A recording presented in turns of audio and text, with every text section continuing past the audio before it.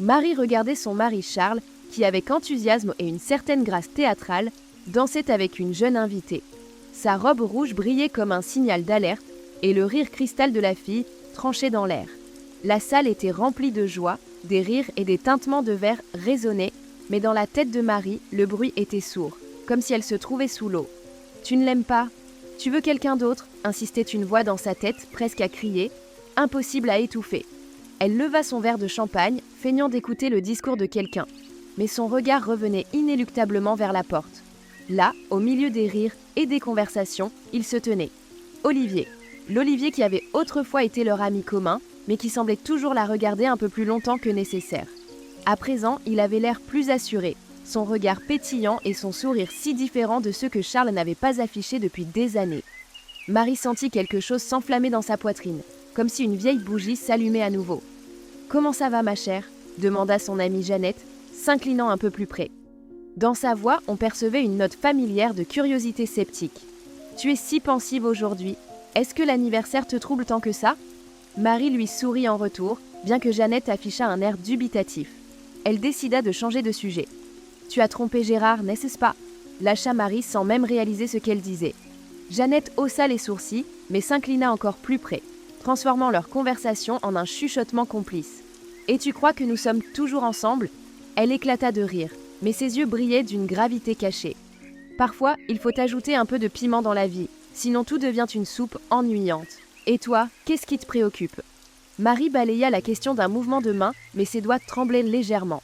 Lorsque la soirée toucha à sa fin, les invités commencèrent à partir, tandis que Charles s'animait en discutant de politique avec un ami. Marie se retrouva près d'Olivier. Ils échangèrent quelques phrases, mais chacune d'elles contenait plus de sens que des années de discussion avec Charles. « Es-tu heureuse ?» demanda-t-il soudain, inclinant légèrement la tête. Elle se figea, puis parvint à dire « Bien sûr, 20 ans de mariage. Ça compte beaucoup. » Ces mots sonnaient faux, même à ses propres oreilles. Olivier ne répondit pas. Son regard disait plus que n'importe quelle parole. Quand il s'éloigna, Marie ne put résister. Ses mains tremblaient tandis qu'elle écrivait un message. « Olivier, j'ai une faveur à te demander. Demain, café au coin de Châtelain, à 11h. » Marie n'avait jamais su mentir, surtout pas à Charles.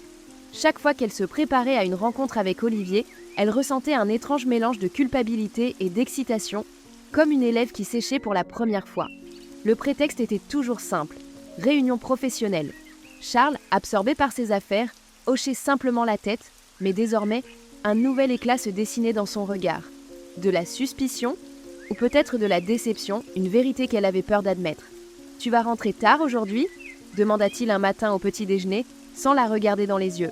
« Oui, nous avons une réunion, » répondit-elle, essayant de garder sa voix calme.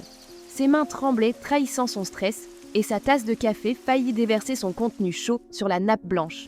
Elle le savait. Tôt ou tard, sa vie double s'effondrerait, mais pour l'instant, elle s'en moquait.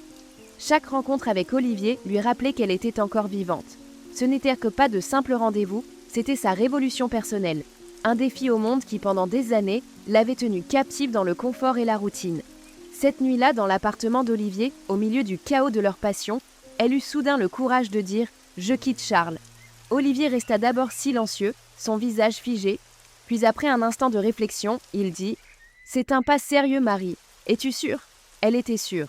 Ou du moins, elle voulait y croire. La conversation avec Charles se révéla plus simple qu'elle ne l'avait imaginé. Il était assis à la table, les bras croisés, la fixant comme s'il devinait chaque mot qu'elle allait prononcer. « Je demande le divorce, dit-elle, rassemblant tout le courage qui lui restait. « Très bien, répondit-il, trop calmement. Cette simplicité la désorienta. Il ne criait pas, ne l'accusait pas, ne posait pas de questions. Il se leva juste de la table et quitta la pièce. Tout semblait trop facile, ce qui l'a mis sur ses gardes. Le lendemain, Jeannette, l'amie connue pour ses tendances aux révélations dramatiques, lâcha une nouvelle que Marie n'aurait jamais pu imaginer. « Tu savais qu'Olivier a une femme ?» demanda Jeannette en sirotant son latte, observant la réaction de son amie avec une curiosité perverse. « Qu'est-ce que tu as dit ?» Marie n'en croyait pas ses oreilles. « Il a une femme, oui. Ils vivent à Paris. Apparemment, ils s'amusent simplement. Je pensais que tu étais au courant. » Son amie ronronna comme si c'était un détail trivial. Comme une claque, ces mots firent vaciller Marie. Elle se rappelait ses promesses, ses assurances dont il était libre depuis longtemps. Mais maintenant, tout cela semblait n'être qu'une pièce de théâtre. Elle fut envahie par une terreur glaciale.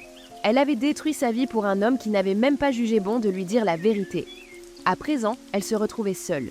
La soirée était teintée d'une atmosphère d'idylle familiale. Charles, vêtu d'une chemise parfaitement repassée, enlaçait les épaules de Marie comme s'il formait vraiment ce couple heureux que les autres pensaient le voir. Les invités proches et amis réunis pour ce dîner qu'il avait organisé levaient leur verre à leur bonheur commun, sans se douter du chaos caché derrière cette image parfaite. « Marie, ma chère », la voix de Charles était polie, mais teintée de quelque chose de piquant. « Pourquoi ne raconterais-tu pas à nos amis comment tu as trouvé cette merveilleuse boutique de bijoux anciens ?» Marie se tendit. C'était sa nouvelle méthode. Il la poussait à se confier, l'obligeant à parler pendant que tous les regards à table étaient rivés sur elle. À ces moments-là, elle se sentait comme un objet exposé au musée. « C'était par hasard », répondit-elle, s'efforçant de garder une voix calme, bien que ses doigts crispés s'agrippaient au bord de la serviette. Charles versa élégamment du vin dans son verre, comme si leur vie ne méritait pas moins qu'un film français. Sauf que dans ce film, il lui était impossible de jouer un rôle dont elle voulait désespérément s'échapper. Plus tard, lorsque le dîner touchait à sa fin, il la blessa encore plus. Au milieu des souvenirs partagés, des blagues et des photos, il prononça soudain « Marie et moi avons toujours été une équipe, n'est-ce pas? Peut-on rêver d'une meilleure épouse ?» Ces paroles sonnaient comme un compliment, mais elles étaient chargées d'un poison si subtil que Marie faillit éclater de rire. Mais pas d'un rire joyeux, plutôt d'une hystérie contenue. Lors d'un repas de famille, Charles poussa le jeu à son paroxysme. Il leva son verre pour porter un toast. À l'amour qui résiste à tout, même aux tempêtes les plus fortes. Marie ne pouvait plus se contenir. Quelque chose à l'intérieur d'elle se rompit. Toute sa douleur, sa rancœur et sa déception jaillirent enfin. L'amour? Sa voix résonna plus fort qu'elle ne l'avait prévu. C'est ça que tu appelles amour? Un mensonge? Des manipulations? Une imposture? Un silence de mort s'installa autour de la table. Tous les regards se tournèrent vers elle, et Charles la fixa comme si elle avait définitivement perdu la raison. « De quoi parles-tu, ma chérie ?» Sa voix était glaciale, telle de l'eau gelée. « Du fait que je ne peux plus vivre ainsi, tu transformes ma vie en un spectacle où je suis censée être la femme parfaite. » Elle se leva, indifférente à la surprise des invités. Charles se leva également. Son visage rougissait et sa voix vibrait de colère. « Tu ne comprends pas, Marie. Si tu penses que tu peux partir, tu te trompes. Je te prendrai tout, l'argent, la maison, les amis, tout. » Elle resta figée. Son monde s'effondrait, tandis que Charles semblait tout juste commencer son jeu. Lorsqu'elle essaya de trouver du réconfort auprès d'Olivier, il se contenta de hausser les épaules. « Désolée, Marie, mais je ne peux pas participer à ça. J'ai mes propres problèmes. » Il s'en alla, la laissant seule au milieu de la rue baignée de lumière nocturne. Des larmes coulaient sur ses joues, mais elle n'essayait même pas de les essuyer. C'était son moment de désespoir total. Charles continuait à mettre la pression. Chaque jour, il lui rappelait qu'elle ne parviendrait à rien sans lui, qu'une vie sans lui serait pitoyable et vide. Mais en elle, quelque chose de nouveau grandissait. Ce n'était pas de la colère, mais une détermination. Elle devait faire un choix, revenir dans sa cage familière ou tout risquer pour retrouver sa liberté. Marie se tenait sur le seuil de la maison où elle avait passé 20 ans de sa vie. La valise dans sa main semblait lourde non pas à cause de son contenu, mais à cause des souvenirs qui tentaient de la retenir.